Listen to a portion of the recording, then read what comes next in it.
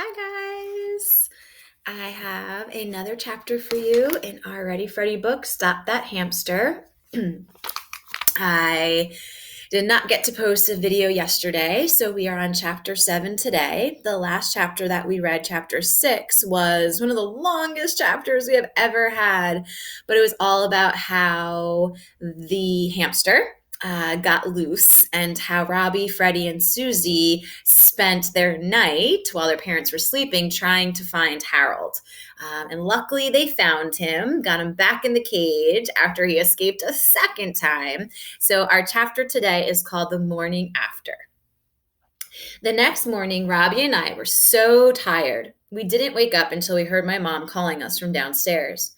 Wake up, sleepyheads, time for breakfast. The first thing I did was roll over and check to see if Harold was still in his cage. There he was, sleeping soundly as if nothing had ever happened last night. Look at him, curled up in a little ball, fast asleep, said Robbie. He looks so cute and innocent.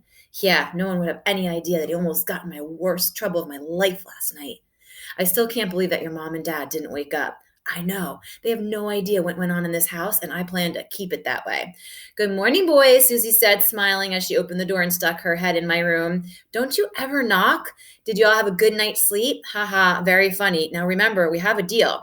Oh, I remember. I've already figured out what I'm going to buy with my extra allowance this week. I walked over to her, looked her right in the eyes, and poked my finger in her chest. If you say one word about Harold's escape, the deal is off. Got it? Good morning, kids, said my dad as he entered the room. Doesn't anybody knock anymore? I mumbled to myself.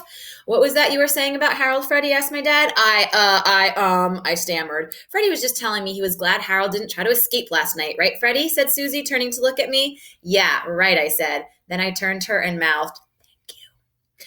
Escape, said my dad. Your mother would have had a heart attack if Harold had escaped.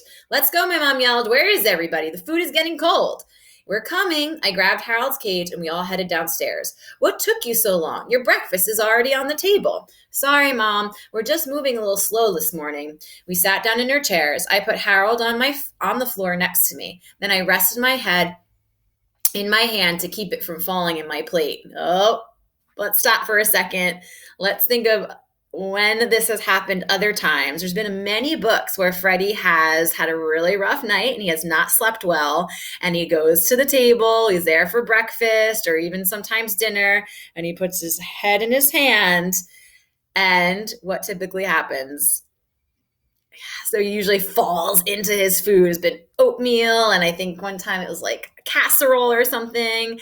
So my brain right away goes back to all of those other times we've noticed in Ready Freddy books and thinking that it's going to happen again. I feel like Abby Klein's giving me a clue that it's going to happen like it did in all the other books. Look at you boys. You look exhausted. I wish you'd listen to me. I told you Howard will keep you up all night.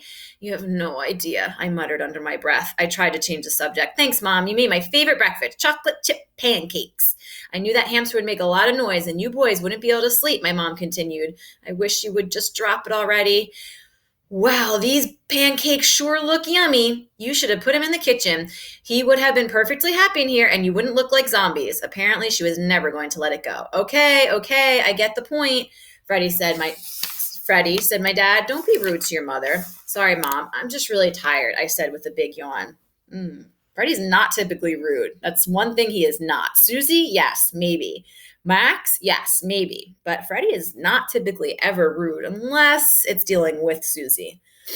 Well, tonight there will be no discussion. Harold is going to sleep in the kitchen. That's not fair, said Susie. Tonight Harold's supposed to sleep in my room. It's my turn. Just because Freddie stayed awake all night, I shouldn't be punished for it.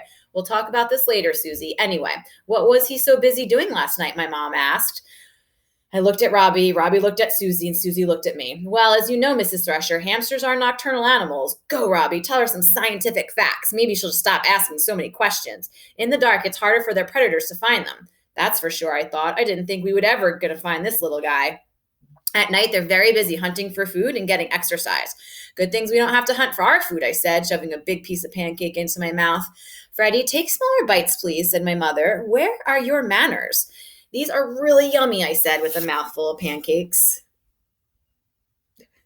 Freddy's feeling a little nervous right now, doing anything to distract his mom away from the hamster. Freddy, please don't talk with your mouth full. Just because we have an animal in the house doesn't mean you have to act like one. Sorry, Mom. It's just that you make the best chocolate chip pancakes in the whole world. Too bad Harold can't have any. I have to say, Freddy, that so far I've been very impressed with the way you've taken care of Harold. You have been very responsible. Has he? Susie started to open her mouth, but I shot her a look. Susie, were you about to say something? Asked my dad. Yeah, I just wanted to tell you that. I waved my pinky around to remind her of our deal. I just wanted to tell you that today is Saturday, and that's the day Freddie and I get our allowance. Right you are. I'll give it to you after breakfast. Susie smiled at me. I glared at her. Robbie just looked at his breakfast. I turned to my dad. Since you and Mom think I am being so responsible, maybe I can get my own pet? Maybe. What? That's not fair, said Susie. Why does Freddie get to have a pet? I've been asking for years, and you never let me have one. Never. Hold on there, Susie. Calm down. Nobody said anything about Freddie getting a pet. But you said maybe. That's the same as saying yes. No, said my mom. Maybe is not yes. Well, it's not a no, Susie shot back. If Freddie gets a pet, then I should get a pet too. Nobody is getting a pet, said my mom. Borrowing one for the weekend is about all I can handle for now. You should both be happy that your mom let you bring Harold home for the weekend and enjoy your time with him, said my dad. I got up and went over to my mom. I am happy, Mom. Really happy. Thank you so much for letting Harold spend the weekend with me. Shh, I hear something. What's that noise, said my mom. I looked down at Harold's cage. He had his nose pressed up against the side and he was scratching at the plastic. Hey, look, I laughed. Harold is trying to say thank you too. You're welcome, Harold, said my mom. I'm so glad you're enjoying your stay. Harold wiggled his nose, and we all started to laugh. Right. Now, it sounds like that would be the end of the book, but we actually do have one more chapter. We have chapter 8 left. So we're going to save chapter 8 for tomorrow, which will be perfect because then we can start a new book on Monday. I don't know that I have any more Ready Freddy books, so we might have to jump into a new series, but that's okay. We have done a lot of work with Ready Freddy, so maybe it's time for us to explore something new. I was maybe thinking about Magic Treehouse and doing some of the later books because I know that when you guys were in kindergarten, you read a lot of the books in the beginning of that series. So just a thought. I hope you guys have a great day. I miss you so much. I wish I could see all of your faces. I hope you're doing well with your learning at home. I'm trying my best to make it as normal as possible with us being out of school and not in the classroom together. I love you guys and I miss you. Bye.